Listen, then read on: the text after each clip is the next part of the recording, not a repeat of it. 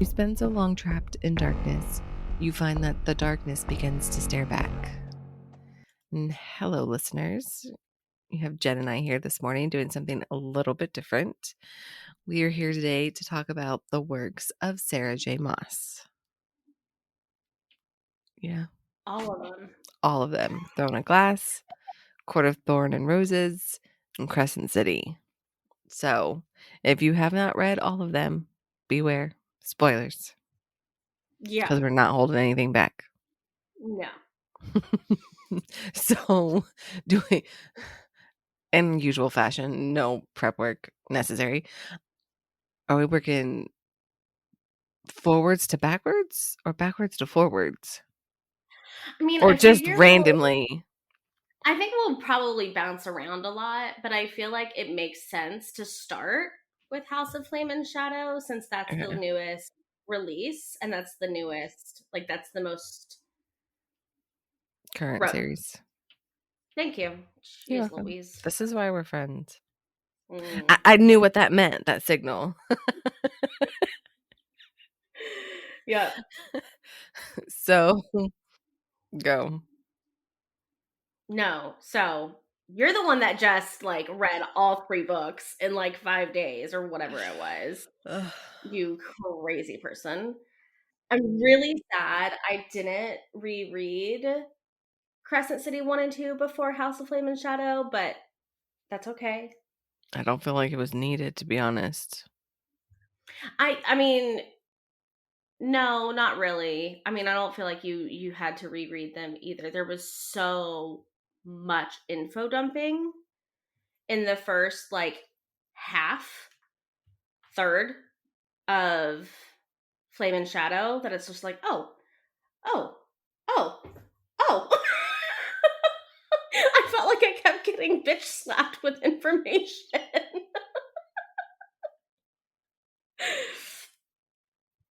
So I'm gonna let you kind of start because You you're just want people to you're the hate lead. me. I'm going to get all the hate mail. Okay. Okay, can we first give our history about when we first read these? I think that might help. Sure. Okay, Yeah, so I thought this was the first time through Crescent City. this is my first time through Crescent City, but I'm talking about all of Sarah J. Maas's work. So the only reason why I Oh, read Sarah J. Maas was because of the book club that we're in, and we had a challenge of pick a series that you want the group to read, and everybody would read the series. So we first yeah. read ACOTAR in the Mm-hmm. fall, and then in the spring we read Throne of Glass. So Mm-hmm. that's the reason why we read it. I've never had any desire to read it. It was never on my list. Like I knew who she was from like signings and stuff. So Yeah. don't hate me, audience. I thought that Crescent City was a waste of space. I think the first book was the best because it was like a mystery thriller. Like every time you guys talked about it, I'm not saying like but like the book club, every time I brought it up, just the things that they were saying never made me want to read it. I'm like, oh my gosh, this is going to be trash. Like, why do we even care? Like whatever, which is why I was really hard pressed not to read it. Why? But you're my bestie and you want me to read it. So I will get to it eventually. I just don't know when. But Uh-huh. book 1 was great. I loved everything Mm-hmm. about it. Like, the world, the first like you said about the first 100 pages, like the first quarter of it, Sarah J. Maas is building this world. So I'm not gonna lie, I did some skimming because some of the stuff I just didn't care about. And of course, it wasn't needed for any of the other 2 books to know. So that didn't hurt. But once we got past that, like, I loved their banter. I loved them working together. I loved, you know, going to all these places and like meeting all these people. I don't know. Book 1 was great. I loved it. Absolutely loved it. Book 2, I think the only reason why I liked book 2 was it was a continuation of Bryce and Hunt. Yeah. That's the only thing I cared about in book 2. I didn't care about anything else. Not a single Yeah. thing. Book 3 could have been book 2. This series, there's no reason for it to be 3 books because half of book 2 and half of book 3 is nonsense. Has nothing to do with the overall story. She's got all these characters that she's got running around. I mean, I know you're trying to probably build a foundation for a spinoff series, but for Bryce and Hunt, it was unnecessary. I didn't care. I didn't care about Ethan. I'm assuming that's how you say his name. The eye dude, Connor's brother, Theron the mermaid. Mhm. I didn't give two rats ass about their storyline. Yeah. Didn't care. And the reason why I'm saying all this is because if you pulled their stories out, it didn't affect Bryce and Hunt's story to, stop the Asteria people or whatever their names are. Like, Yeah. the only difference that it makes is Ethan had the bullet for the gun. That was it. Yeah. I mean, Theron, you probably needed his, whatever his name is, Merman, needed him to do the queen to get the people to safety. But other than that, if you pulled all of that other extra nonsense out, you still have the story for Bryce and Hunt. And Ethan's storyline just pissed me off. He was a whiny little bitch. And I don't, yeah. I gotta fix it. I gotta fix it. Make your brother proud. Make your brother proud. I don't give a snap shit. Whatever. We'll see how I feel when his book comes out. Do we know which character she's doing next? The next book is going to be in the Akatar world, but we don't have any confirmation on who that book is about or who like the spinoff of Crescent City is going to be about. Oh, okay. I mean, I figured it's going to be either Ethan or Merman. Yeah, Tyrion or Tyrion. Tyrion. I don't know. I don't really know how to say his name either, Yeah. to be honest. But yeah, Crescent City's my favorite, the first one. And I loved Yeah, that it didn't end on a cliffhanger. Like, that was the best part. yeah. Book two's cliffhanger. You saw my message. I was like, what the fuck? I'm pretty sure that's what I put for my review. Because Listen, I have everyone, a TikTok video where I lose my mind everybody said through you that had to book. make sure the ACOTAR was read before book 3. So I knew something was coming in book 3. I didn't expect it to be at the end of book 2. And then to have Yeah, to wait for however long you waited? Absolutely not. Absolutely not. I was dying. And I think she only did that for effect to push sales for book 3 because he did not want to make an appearance in book 3. It's Nesta Yeah, and Azel and Cassian. Asriel. Whatever. Shadow Um, Boy. no, Rhysand shows up in His like the shadows. first no, in the first couple of scenes, he shows up when they put her in the dungeon. And then when she escapes the dungeon, that's when he leaves. Like, that's when you don't see him again. Are we sure? Mm-hmm. I remember being very upset that he wasn't in book 3. Okay. No, he is. He's in. Hold on. I'll just look it up. Mm-hmm. Mm-hmm. Maybe the conversation at the table, I thought that happened at the end of book 2. I'm like, this is what happens when you read these books back to back over a span of a couple of days. Yeah. Yeah, Everything becomes for blurry sure. and mesh. I remember them talking at the table. And they give her the magic language bean.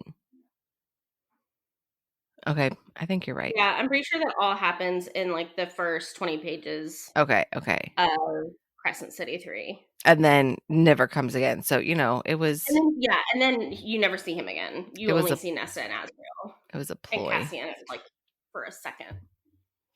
It's very clever. Very clever. But here's what I loved about that setup. I am really hoping, I don't think I'm right, but I'm really hoping we actually get another, and you're not going to like this, which is fine, Nessian book. It did And seem that because way. it really seemed that way. Like, it really seemed like she was setting up Nesta to go on like this next journey. Mhm. And I would love, because we saw so much of Nesta as like trauma and her healing. And she, you know, she had her Valkyries and Emery and Gwen like made it to the summit and she didn't. So I would love to see like a warrior story with Nesta in the next Akatar book, like where you get a healed version of her that like basically just goes and fucks people up. I like that idea. You know, like it really felt that way. And I think if that's what this next book ends up being, I think we'll see more of Ember and Randall's interactions with the inner circle, because Ember and Nesta clearly had some kind of deep conversation about Nesta's journey. Mhm. And I think that that is a continuation of Nesta's healing process, because so much of her trauma growing up was having to be this like perfect child that her mother groomed, only to basically be abandoned by her mother and then her father. Yeah. As long as there's no fucking staircases, I'll be happy to read it. No, it's gonna open with her going down the staircase Oh my fucking I'm telling into you, Valara. Jen, if it opens with her going down the staircases, I'm not fucking reading it, okay? I'm not doing I it. think the staircases have haunted your sleep more than the letters in Oh Bridge my Kingdom. gosh. That was really the only thing that I truly enjoyed coming out of like the mixing of the worlds. Otherwise, the like journey through the tunnel cave system in Prithian felt like the staircases to me. I was like, here's another tunnel, here's another cave, here's another tunnel, here's another cave, Yeah. here's some more art. But I did like how SJM wrote it, like with Bryce trying to, I mean, and really succeeding, but like outsmart or at least get away from Azriel and Nesta. You know, because as much as we love those characters, she does not know them. Mhm. And for her to be as standoffish from the Fae in her own world, for her to like immediately sign on with like an, you know, some type of allyship with them, I mean, really would have been out of character for her. So I think SJM did a really good job of narrating that. Yeah. And I love that we got so much of Azrael in that book. Like, I think that's the most he's ever spoken in like Mhm. ever. I was like, oh, look at little Azzy boy. He's so cute. I didn't care one way for another for the crossover. Yeah. The only way it's gonna matter is if she does it again in the future when there's not a dire situation. I think that's the Yeah, only I think you'll see it again. She's already come out and said that Throne of Glass is probably going to continue. So so I'm I sure we'll see a crossover there too. I love Because we've Throne of already seen Glass. it with in Throne of Glass. It was just more like an Easter egg and less like a full crossover. I mean, you're talking about the angel that was flying when she was running through the realms. That Easter egg? Yeah, where Rhysand like slows down her descent just enough. Yeah, but do we know that was Rosand? I just thought we knew it was somebody from that world. Yeah, no, we're pretty sure because the timeline fits that it would be Rhysand because Feyre would have been pregnant at that time, and it says this the most handsome male she'd ever seen or something like that with a very pregnant female. Oh, okay. I don't remember that part. Something to that effect. I might have the exact wording incorrect, but you're it's pretty much confirmed that it's Rhys and Feyre. Oh, okay. I love Throne of Glass. I so okay for House of Flame and Shadow. As far as like, there was so much of the book that I really enjoyed, but like I feel like who stole the show of Flame and Shadow was Rune and Oh, of Lydia. course, absolutely. That's besides Bryce and Hunt, that's all I cared about. Yeah, I mean, I was pretty sick of Ethan's storyline too. He and I mean the entire series he has been a bit whiny, and I was really hoping that he would like step into this alpha role and make all of the changes that he was so desperately hoping the Sigrid heir would do. And it almost felt like SJM set it up where Ethan and Sigrid, I might be saying that wrong, were mates. And in somewhere along the way that changed and she couldn't figure out another way to kill her off or like get rid of her than how she Mhm. did it. That whole storyline, I agree, felt very messy, especially for Mhm. SJM, because she did like the Easter eggs for Ethan's story. And I was like, oh, okay, so, this is his mate. He saved her. They'll like go through their own thing. And it's like, oh, huh, wasn't expecting that. Yeah. I almost felt like if she decided to change her mind, she should have just took that out of the story altogether. It would have saved us I a mean, couple of and 100 pages. yeah. And then Therian, like, God bless that child. I just I was super excited to like see him stand up to the River Queen for Mhm. once and like stand his ground because hello. But I feel like him and Ethan both acted like 16-year-old boys going through puberty. They Like were really immature and children. making stupid decisions, where in the first book, that's not how they came across. Yeah. Merman came across very capable, smart, using his charm as a defense mechanism because of his sister. And Ethan, you Yeah. got the assumption that he was a badass within the pack because he took his brother's position. So why is it all of a sudden when you're not with the pack, all of a sudden you're a whiny, immature piece of shit? Maybe Oh, not and piece of shit, but did you know that he was a captain of the Sunball team? yeah. Like, why the fuck do we need to know that like 20 million times? I want to know how many times that was It's like, audience, written. if you're reading Crescent City, the series, every time you hear that, take a shot. Big shot. It's a new drinking game. Like, Yeah. yeah, that was really annoying.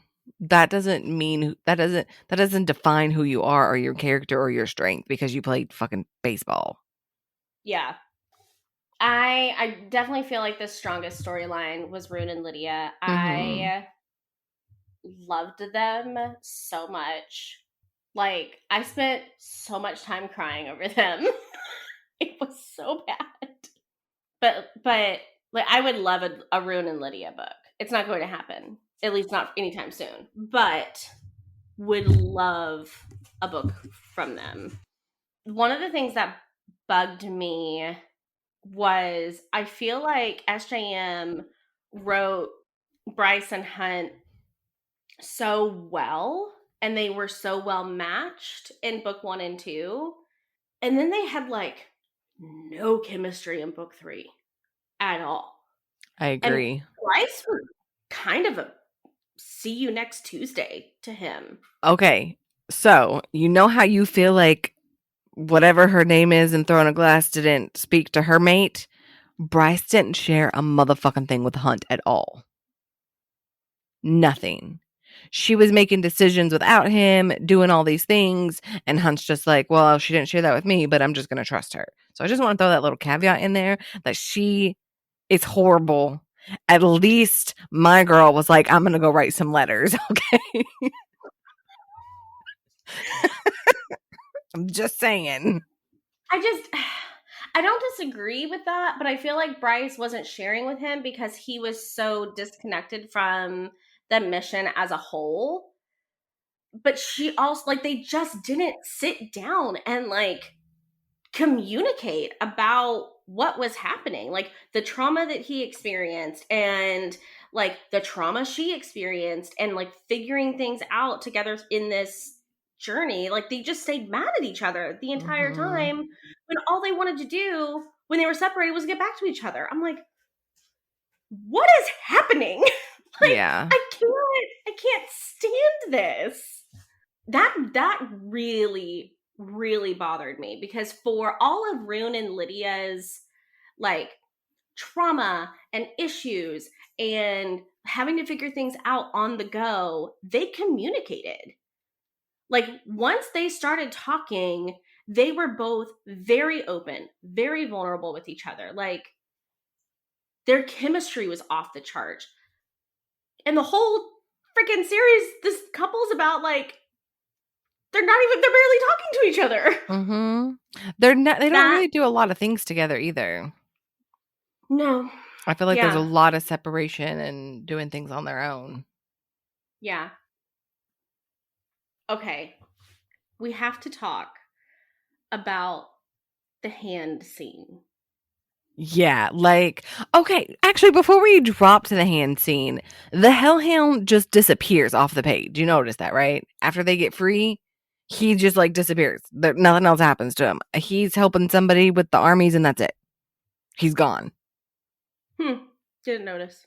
And then at one point at the very end, the very very end, Brax, whatever his name is like he doesn't want to guard the thingy no more.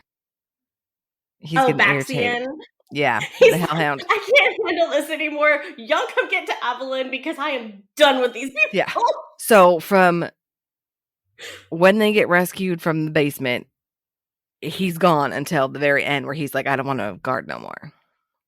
Yeah, he's gone because he's at Avalon. They wanted him there to protect the island and the citizens and help them transition But yeah, sorry. during like with the crazy like castle crumbling and I all don't of that. I don't understand why Fury couldn't do that because she was a badass bitch all in herself. But whatever. People were terrified of her. Well, there he's not any better. He's the Hellhound or Bloodhound or like whatever. He's a hound. Yeah. But yeah, the hand thing, I didn't understand why that was necessary. I don't get Well, it. I didn't I they were He was cutting off his hand so he could get closer to something. But how are you gonna get closer to something if your hand is chopped off? You just lost like 4 inches of distance. no, I think he was using his other hand and his other hand was holding him back, right? I don't know. But Whichever hand is stuck, you still lose 4 inches. So you have shorter distance. yeah, I don't know. I didn't understand. If anybody understands it, But please explain it to me because I don't. but what cracked me up about this scene is I was laughing. I sent a screenshot to my friend Kenzie. I Mhm. was like, I'm laughing so hard, and I have it highlighted. I'm not biting off your fucking hand, Hunt managed to say. And I think Baxian comes back and is like, I thought you were a badass. And Hunt's like, a badass, not a cannibal, not a cannibal. Yeah, that was great. I was rolling until I realized they weren't kidding. Yeah. And were actually biting off Rune's hand. I was like, okay, that was funny 20 seconds ago. It's not funny anymore. Does that count as accidental cannibalism?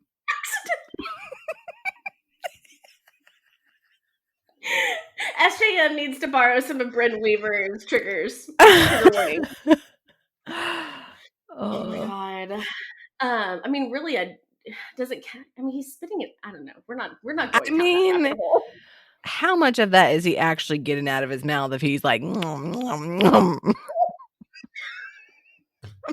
Just saying. I can't. There's going to be Oh. microscopic pieces of human flesh or fey flesh in his mouth. Listen, the boy needs a toothpick and a good therapist. Okay, so let's just talk about how much Danica is a shit fucking friend. Just throwing that out there. You cannot be friends with somebody for all this time. You don't tell them you have a mate. You don't tell them any of these things. Like piece of shit friend. Yeah. Yeah. I mean, I don't disagree at all. I mean, she obviously didn't share anything with Bryce, and maybe she was planning to and got cut off before she could, or she was hoping to get all the pieces together, before she shared it with anybody. But doesn't the elder wolf, I can't remember his The actual title, Prime. but the prime, thank you. Doesn't he even say at some point that Danica had shared something about, Danica had shared concerns with him or something? He tells Bryce that she was doing some history on the line and trying to figure out why the certain wolves weren't talked about anymore, and that's was leading up to the hidden heir. Yeah. So, But that's wolf business. yeah, I don't know. I really struggled with that relationship and all of the different revelations, Bryce has throughout the series that Danica had knowledge of or was working on, or whatever. That said, when we get a glimpse of afterlife or whatever you want to call it at the end, as Bryce is being pulled back and you see the pack of devils and Lahaba, I know, Lulu or Lily, love her. sobbing. I was hysterical. Oh, I was a wreck. And when, oh gosh, what's her name? Uh Fiddlesticks. which The character? woman the woman that Hunt fought beside, was in love with, saw Sarah die. Solomon. I don't know. It was an S. I don't know why I'm Sandrly or something like that. I know I'm the worst person to ask about the names. I don't know why I asked Misty for the name, because I'm gonna get something that's very, very wrong. Hoobity beebity Hold on. bop. That's her name. It's like Sandrly. Shahar. Okay, then maybe that was her Anyone sister. Sahara. Yeah, her Yeah. sister. Yeah, sure. But when Shahar shows up in the mech suit, Mm-hmm. lost it. Lost it. It's just again, sobbing. Oh, Yeah, that whole sequence of events where you have Shahar helping Hunt, and then you have Adis and Apollyon, I think it yeah. was, That's his name. like like holding open the portal to get Bryce and Hunt back. I was just like, it was bad. Yeah.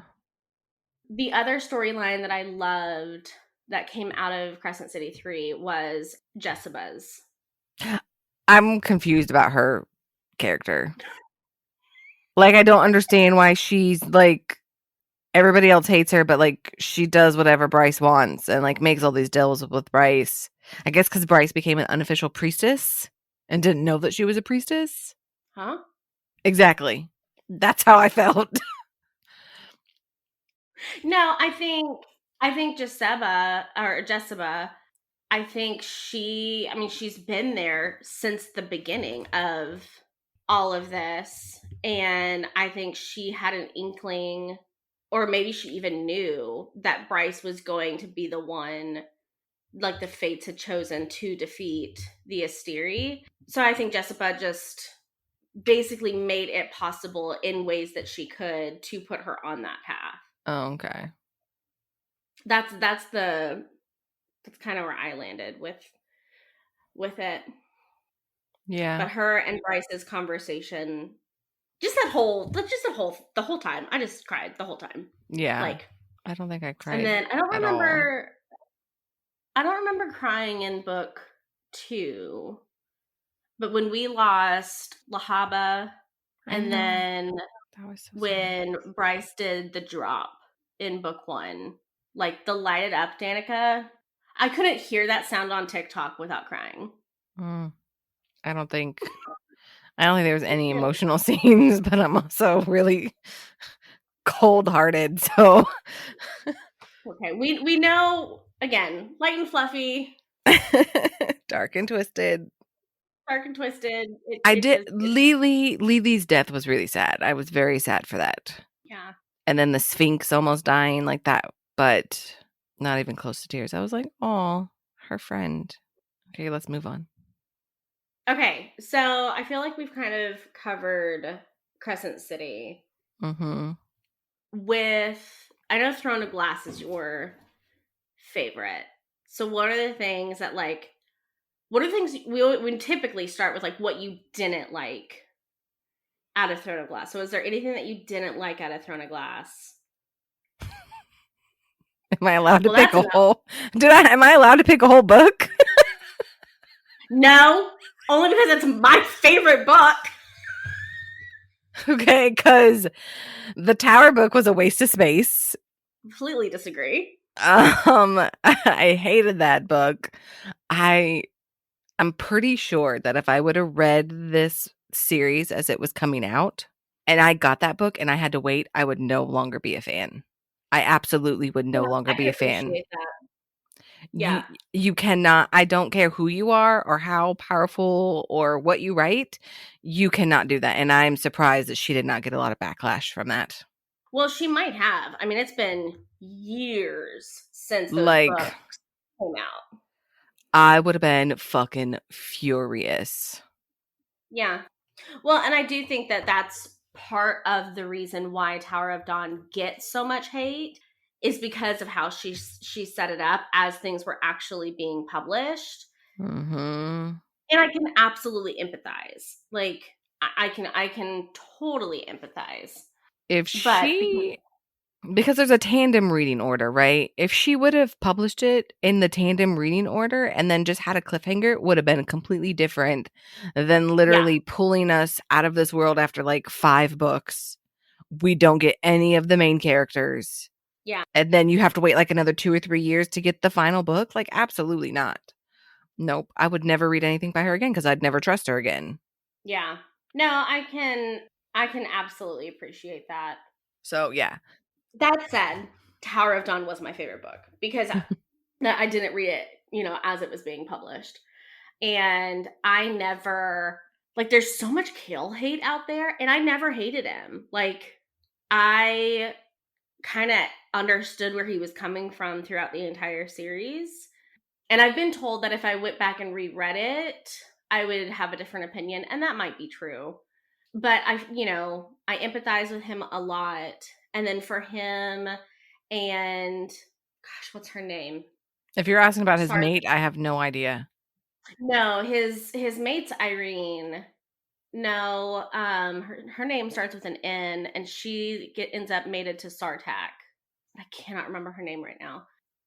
But regardless, I loved their stories and their journeys, and I feel like not so much. Well, I mean, you almost have to have. I mean, she could have done it differently for sure, but like Irene's really the one that like saves the day in Kingdom of Ash. Without Irene, shit would still be going on. What did she do? I don't remember. This is like 2 years She ago when I read it, so I can't remember. she's the one that ended up through her healing magic ended up taking out, or I can't remember the final details, but she took out Maeve, I think. It was Maeve or the other one. I wanna say that it was it was a team effort. Like, Well, obviously it's a team effort. There's like 15 of them to follow. I mean, Manon losing her 13 or 12 or whatever, that Yeah. if I had any feelings, I might have cried on that scene. I I remember it so vividly because I was working at my mom's house still in my office there, and I went to take a nap, and I was like, well, I'll listen to the book as I fall asleep. I'll do that every now and again. And it was that scene. I'm like, well, I'm not napping now because I'm fucking sobbing. I was like, this was such a bad idea. Yeah.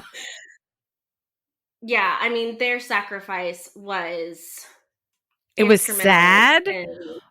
but it had a reason, and I think we've talked about Oh, this before, and we'll always absolutely. talk about it.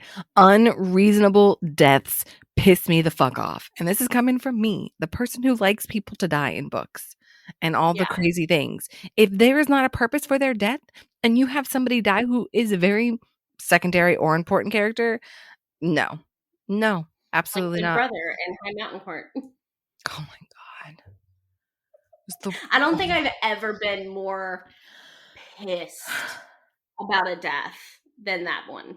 Ah, I would be hard pressed to find one. Thrown a glass? The father? Gavriel, yeah, I was just thinking that. But I mean, even then, you could argue that it was his redemption arc for Adian and his mom, because he was trying to, he thought that he was saving Adian's life. No, he was I just felt like it committing was suicide pointless. because he was stupid. You could've I don't you coulda stayed disagree with that. alive and fought, and maybe other people wouldn't have died. Yeah. No, I don't disagree with you at all. I was, just devil's advocate. No. Not today, Satan. That doesn't work today. Not today. It was a stupid death. Yeah, I don't There was disagree. no rhyme or reason behind it whatsoever. Yeah, I don't disagree. So stupid.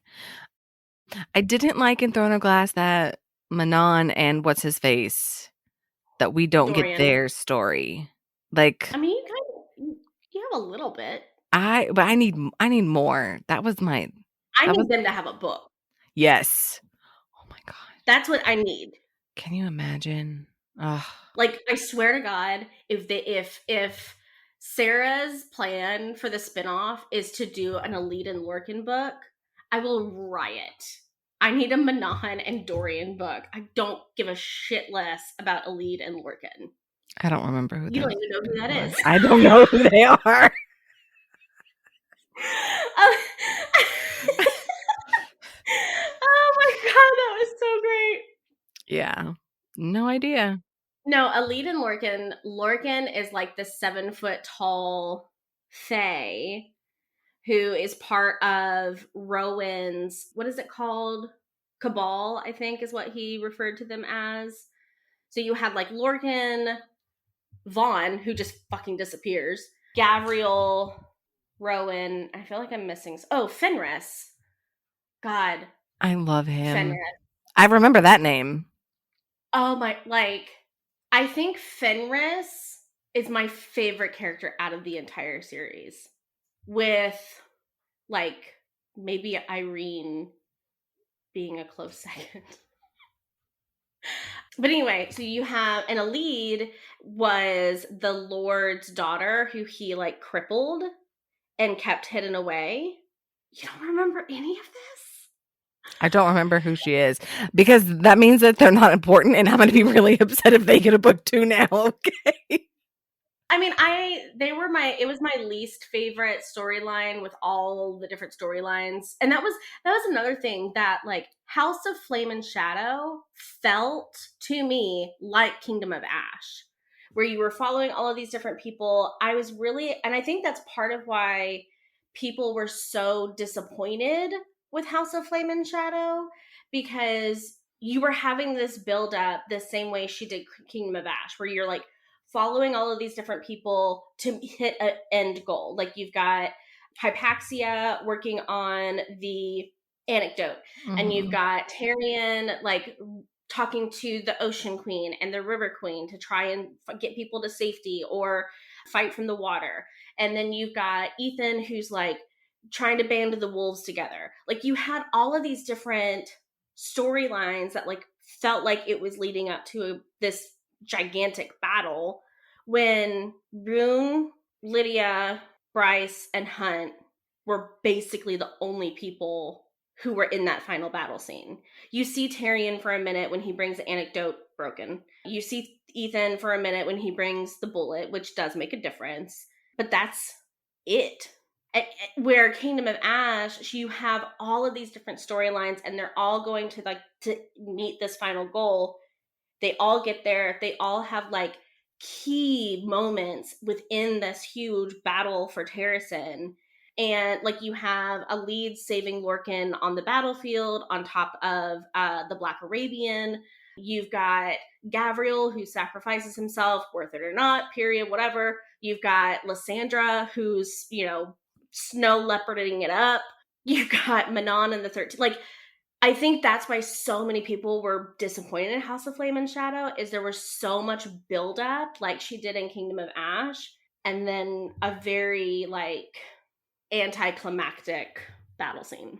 Mm-hmm. Now that you say all that, I see it, and that's probably why it was a waste of space. Yeah, because I remember messaging a friend of mine. I was like, "This is giving me Kingdom of Ash feels, and I'm terrified." And then you had nothing to worry about because there was no follow through. It was just a fake build up. I mean, I think that's why you have so much disappointment in that book, and maybe I don't. I have such mixed feelings on it, because part of the reason why I probably won't read Throne of Glass again, is because it's so emotionally, like, wrings you out. And I think SJM is trying, or maybe was trying, to find the happy medium of, like, giving us really great battle scene without sacrificing key players. And I don't know if I would have enjoyed House of Flame and Shadow, or at least thought it was better written, if more things like that had happened, or not, because part of the reason why I won't reread Throne of Glass is because I can't stand all of the emotional damage. but I think she missed the mark on the happy medium. Mm-hmm. Yeah, the battle scene was a letdown. I mean, I wouldn't even really consider it a battle scene, but Yeah, not it was just really. lightning, and I don't even know what the Regus dude could do. What, Rigelus? Yeah, what was his power? He kept, like, using, like, the light force. Oh, okay. I just remember Hunt throwing lightning a lot Yeah, and and, like, yelling at Bright Bryce. widowing them. I can't remember, or teleporting them. Yeah. Okay, so back to Throne of Glass. I didn't like This that. Oh, sorry. No, go. No, go ahead. No, no, you. Mm-mm. I didn't like that her friend died in book 1 or 2. What's her name? But Nahimia. it was a reasonable death. There was a reason for it. I don't. I think it would have took I longer for her to become the person that she was to defeat the thing at the end. And I'm saying it this way because I don't remember any of their names or anything.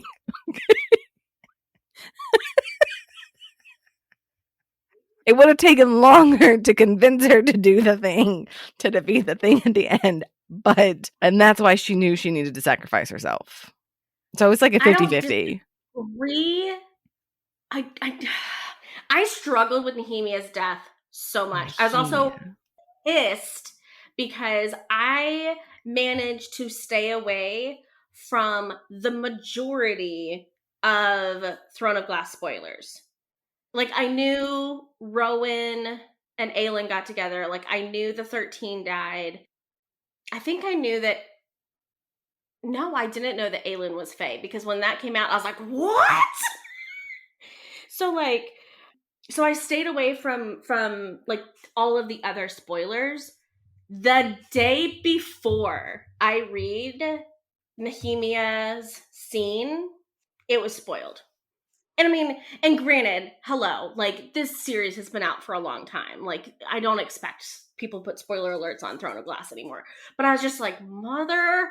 I texted my friend Kayla. I was like, Nehemiah's about to die. Yeah, I didn't have any spoilers because I was not in this world and I wasn't looking it up. Yeah. So I know that's a lie. I did look up one spoiler because I don't like love triangles. I know that's probably weird because I just want her to end up with both of them. I don't want her to pick one. So I had to Google who she ended up with.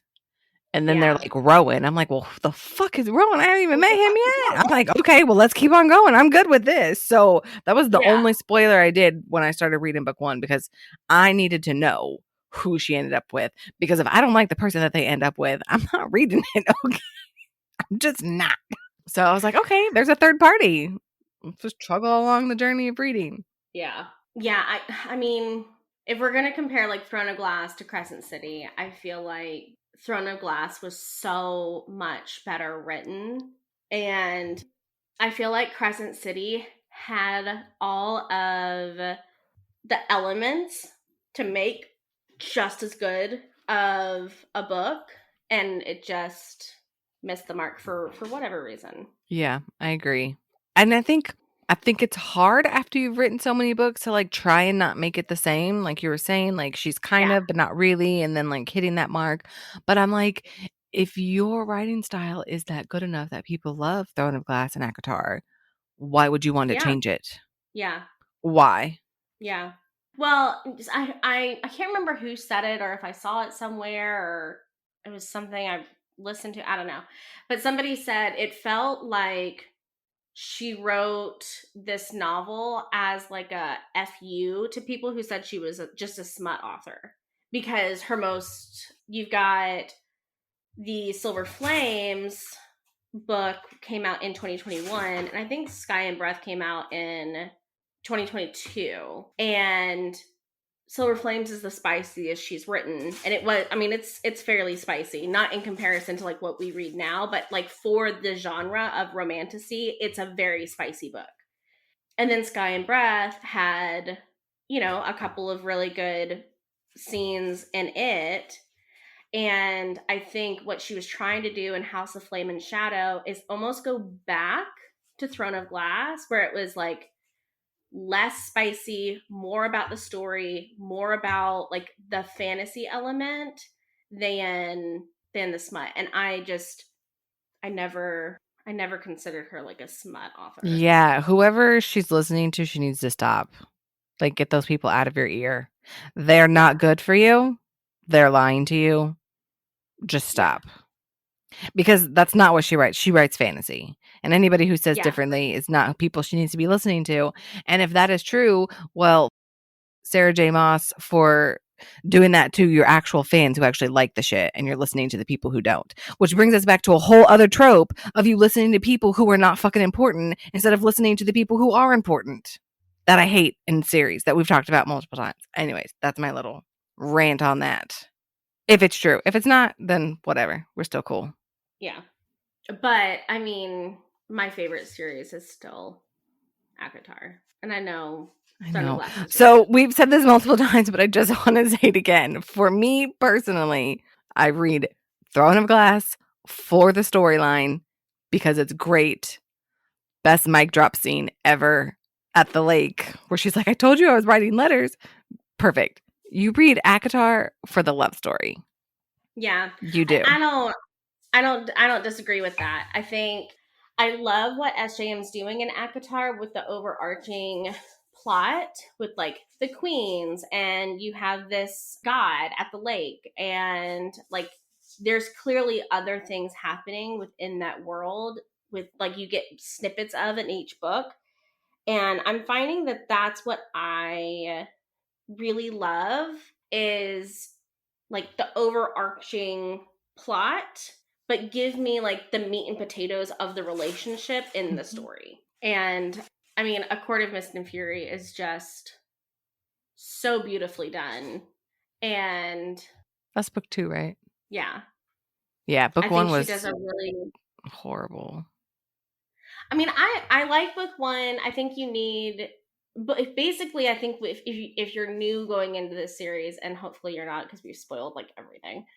But if someone's new going into the Akatar series, I don't know. I feel like experiencing it without context is the best way to do it. Which is what happened to me. Yeah. But I never liked Tamlin to begin with. I liked his Yeah. friend. I was like, "Oh, I want her love interest to be the friend, not Tamlin," before we met Rhysand, right? So, Yeah. everyone's like, "Oh, Tamlin, Tamlin." I'm like, "Not this piece of shit." Like, no. He's not he's not strong enough for her. Like, it's not gonna work. Yeah. I do agree, though, that you have to read it once to understand the feelings of what happens later on, but I don't think it Yeah. I I think my problem with it was it had that retelling of Beauty and the Beast, which doesn't fit the rest of the series. Like, I feel like the Yeah. tone from A Court of Thorn and Roses is way different than the rest of the next books. Completely different tone. And I think that was part of the problem is it didn't, at least with Throne of Glass, it still carried over into the rest of the series. Everything that happened in book 1. The only thing that carries over from book 1 is that we hate Tamlin, and Tamlin's a piece of shit. I feel like that's the only thing. No, because you're introduced to Amarantha, who is from King Hybern's army Is that the and was chick like that's the in the mountain? yeah, is under the Okay. mountain. So you're introduced to the overall arching plot through Amarantha. Okay. And I think you have to have and I mean ACOTAR is A Court of Thorns and Roses is the smallest book in the series except for the novella. And I feel like you need that foundation, to understand the rest. Yeah.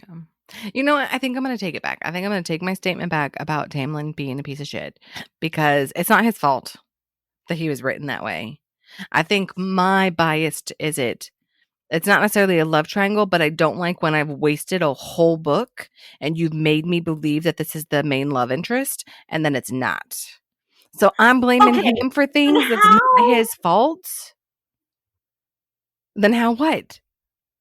How do I then love how can someone like you us? love Yes, she Because has like I fucking she has Googled her this love shit. or she has a villain. No.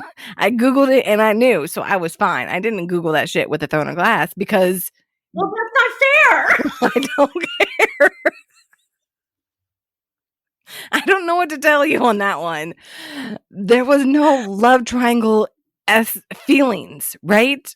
There Mhm. was nothing. It was he takes her, the bride, like they're living together. I don't even know if they kiss or make out or do anything. But I'm like, there was never any indication that there was somebody else. In Throne of Glass, there's a clear indication of there is a triangle because there are 2 guys and 1 girl. And I need to know Yeah, that then. And then when we're going and we meet his friend, like I know his friend's not going to be the one. Like it's Tamlin. He's the main guy. He's the one that's been there from the beginning. And then yeah. you're like 80% of the way the book is like, oh, surprise. Not it. That's probably why I hate that book so much. So as I said, let me take my statement back. It's not Tamlin's fault that he was written that way. He thought that he wasn't really in love with her. He was just using her. So I guess that does make it, well, I can't say that because I'm a dark romance reader. So, No, I do think that Tamlin loves, not loved, loves Feyre. okay. I think because of how he lost his family and just being basically like a total dick, he tried to suffocate her. Or well, Mhm. he tried to protect her and that ended up suffocating her. Just because someone loves you in the way that isn't in alignment with who you are doesn't mean they love you any less. Yeah. It's just not a good fit. Resand, I do think loves her more, but he also gave her the space to explore her powers, to become strong on her own. And I think Tamlin, I don't really think that Tamlin changes a whole lot between book 1 and book 2. It's just Feyre changed so much through Under the Mountain that she no longer needed Tamlin's protection, Tamlin's cage, essentially. Where book 1, she did need it. Not only was she human in the Fey realm, but like she was experiencing like safety for the first time in her life. And then when she puts herself in through Under the Mountain, she goes through all that, realizes like, hey, I'm a badass bitch.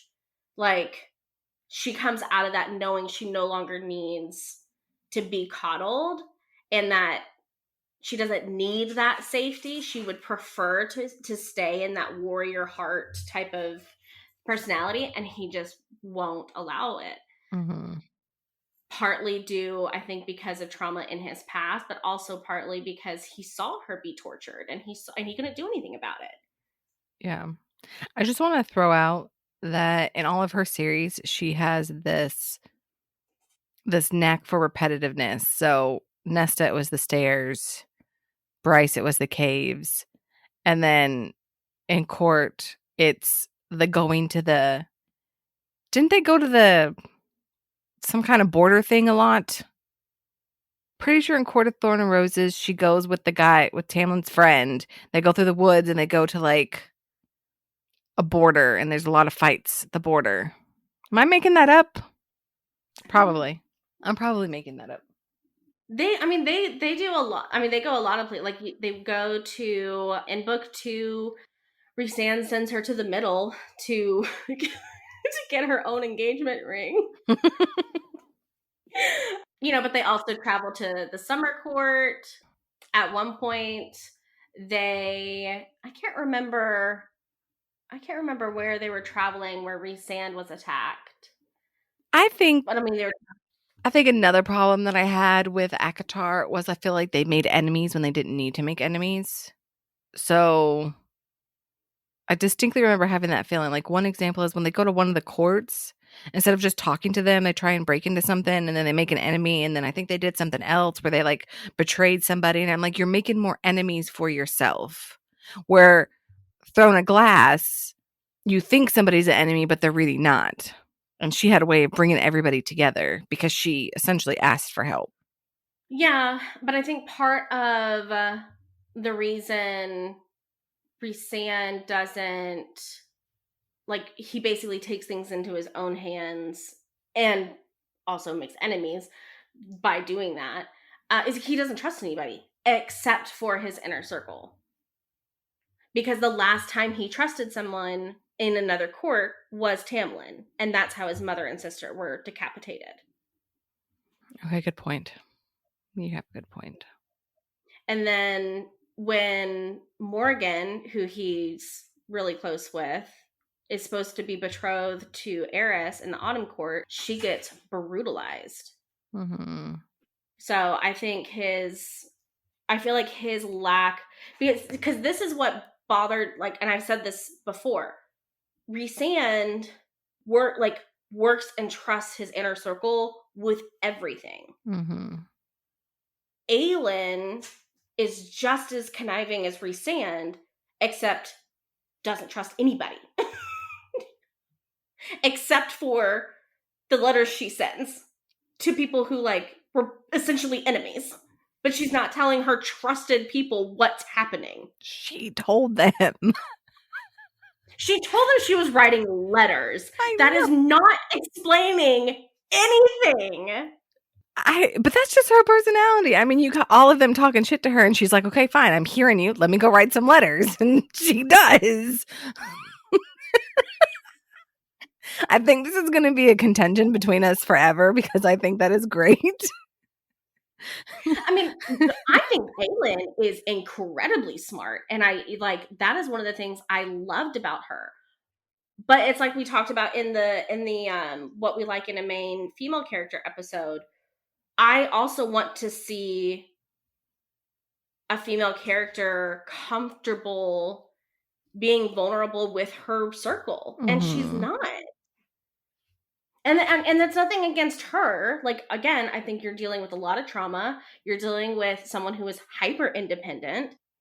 And I honestly wouldn't be surprised if the next Akatar book is a Nesta book, if SJM writes Nesta similarly to Aelin, because she's already doing it. Nesta's already gone behind the back of the people, she's the inner circle with, and given Bryce the mask. I mean, is that really going behind people's back? It's her mask. She can do whatever the fuck she wants with it. It's her I mean, power. maybe not like, and I mean, it's not like she had time to sit down and have a meeting about it, but she's certainly going against the wishes of these people. Not that her and these people are all that close, but I mean, but is she? I mean, she did at the time. She didn't know what Bryce was going to do with it. I think I see what you're saying. But then that's just gonna make me not like ACOTAR more if she can't make own decisions about her own power without having to talk to the big baddie, right? Like, No, I don't. I think SJM. I don't know. SJM needs to be very careful with Nesta's character because she's my favorite, I and so is Cassian. So I'm just curious to see where she's leading with all of this. Yeah. I'm I'll keep reading when things are complete. I will not read incomplete things. That's the only reason why we read Crescent City is because Bryson Hunt's story is complete, and I say in quotations yeah, because absolutely not. yeah. Just no. Hello, listeners. Thank you so much for hanging out with us today on part 1 of discussing Sarah J. Maas. If you're curious to see how the conversation continues, please join us next week for part 2. Say thank you. Thank you. Thank you for joining us on the journey into the shadows of love, where dark romance stories come to light. We hope you enjoyed this episode of Bones of the Story as much as we did. If you did, don't forget to subscribe and leave a review. Your feedback means the world to us. And to stay updated on all things dark romance, follow us on social media. You can find us on Instagram, TikTok, and YouTube. We'd also love to hear from you. Share your thoughts, ideas, or even your own dark romance stories with us. Drop us a line at bonesofthestory@gmail.com. Remember, our next tantalizing episode is just around the corner, so keep your hearts open and your senses sharp. Until then, embrace the darkness and let the stories continue to stir your deepest desires. This is Misty And Jen, signing off from Bones of the Story.